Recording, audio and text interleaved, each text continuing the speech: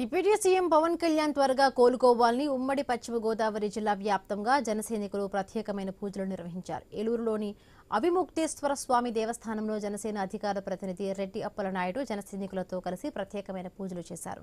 గోపాలపురం జనసేన నాయకురాలు దిరిసిర ఫాతిమా రాణి సర్వమత ప్రార్థనలు చేశారు. పవన్ ఇష్టదైవమైన ఆంజనేయ స్వామి ఆలయంలో అర్చనలు, మసీదులో ప్రార్థనలు చేయించారు.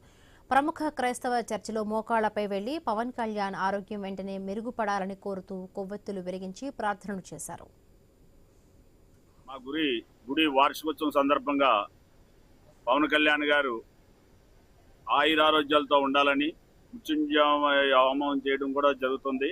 ఆయన ఆయురారోగ్యాలతో సుఖ సంతోషాలతో ఉండాలని, హాస్పిటల్ నుంచి మంచి ఆరోగ్యంగా తిరిగి రావాలని కోరుకుంటూ భగవంతుని ప్రార్థిస్తూ హోమం చేయడం జరుగుతుంది.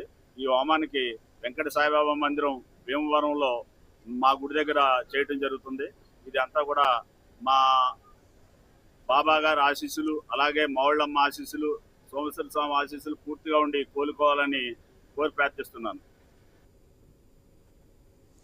ఇవి బులెటిన్ అప్డేట్స్. మరిన్ని అప్డేట్స్ కొనసాగుతాయి. Keep watching I news.